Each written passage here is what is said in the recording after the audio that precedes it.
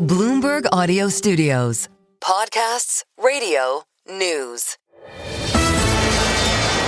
This is the Closing Bell on the Stock Movers Report. The companies making moves at the close of U.S. trading with Carol Massar, Tim Stenovec, Romaine Bostick, and Scarlett Fu. All right, S&P 500, let's go back there to the big caps. Almost an even split, 251 to the upside, 252 to the downside. All right, we do have some news. This from not a big bank, some earnings coming from United Airlines. Third quarter adjusted EPS beating estimates here, coming in at $2.78. You take a look at the estimate for $2.66. That is a beat here. Then you take a look at some of the other numbers as well. Third quarter CapEx coming in at $1.46 billion. And operating revenue for the third quarter also coming in pretty much on expectations. Still waiting to see some of the guidance here, but at least when it comes to the look behind, Carol, it looks like we got good news coming out of United. Yeah, stock bouncing around here in the aftermarket. Right now, down 1.5%. It was just up 1%.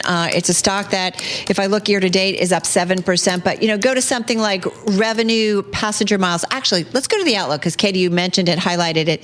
The company sees fourth quarter adjusted EPS of $3 a share to $3.50 a share. That, folks, is above what the street was looking for. They were looking for $2.82. So right now you're seeing investors saying, okay, folks, United, I like your outlook, and setting the stock up about 2.8%. Let's go to some of the individual gainers in the regular session. I got to highlight, Matt, you knew I was going to do this, AMD, because chips once again outperforming. Thank you, Advanced Micro Devices. That stock up about 9% here. HSBC affirming a buy rating on AMD, boosted its price target to 185 from 185 to 310. Yeah, talk about a boost. It's a street high. We know that they had that recent deal with OpenAI, so they're just, going gangbusters. Got to talk about the big banks continuing to report earnings. B of A up about 4.5% in today's session. And then you had Morgan Stanley up about 4.7%. B of A beating third quarter earnings. Investment banking activity increased, a long-awaited comeback in M&A. We've been talking about this a lot. And then Morgan Stanley, their stock traders topping rivals on the surge in trading activity. And the CEO also saying he might slightly up the pace of buybacks. And one more, Papa John's. Oh, pizza. Had to do it. Up more than 9% here. Highest intraday since June. Reuters reporting that Apollo Global submitted a bid within the last week to take the pizza chain operator private at $64 a share, stock closing at $53. Is it good? I'm not expecting it to be like a great local place, but I mean, compared to Domino's and Pizza the Hut, does anybody have experience with Papa John's? Papa John's? It's been a while since I've ordered one, but it would be my preference. It's no Sally's in New Haven. It's no Raza in Jersey City. Wow. I'm just going to put that out there. Go far afield for those. Full disclosure, I shop there or go there. All the way to Sally's. Yeah. You should go to Rubino's in Bexley, Ohio. It's the best pizza in the entire country. Yeah, says the dude from Ohio.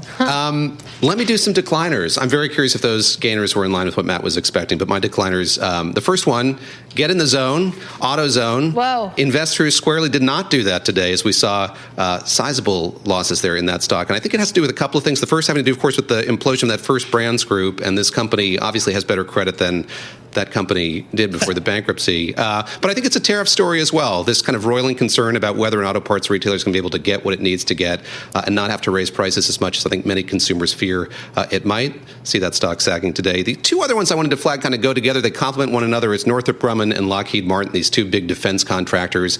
Such an interesting moment here for these defense contractors in light of the cessation of fighting that we saw in the Middle East. And I think also you have Ukraine coming to Washington. The president of Ukraine going to meet with President Trump tomorrow to talk about their desire to get more American weaponry. We'll see what kind of manifests itself from that going forward. All right, we're looking at some earnings crossing now from J.B. Hunt. The trucker says third quarter EPS was much better than expected by 30 cents, $1.76. We were only looking for $1.46. Revenue, looks like they had $3.05 billion in total revenue in the quarter. That's better than the $3.02 billion we were looking for. And they break it down to intermodal revenue, $1.52 billion, dedicated revenue, $864 million. So J.B. Hunt handily beating earnings expectations, certainly on the bottom line. Yeah, you can see shares flying right now, up about 8%. This is a company that needed some good news. Shares down about 18% on a total return basis through today's close. But let's take a look at what is going on in the bond market. And it's a relative snooze, I would say. I mean, when it comes to the 10-year yield, we couldn't quite get to 4%. Not too much action in yields. I don't know if we'll show them, but I hope they do. But overall, there we go. You can see that the long end, maybe you could frame that as a gain, but overall, just some slight losses here on the Treasury market. The Stock Movers Report from Bloomberg Radio. Check back with us throughout the day for the latest roundup of companies making news on Wall Street. And for the latest market-moving headlines, listen to Bloomberg Radio live. Catch us on YouTube, Bloomberg.com, and on Apple CarPlay and Android Auto with the Bloomberg Business app.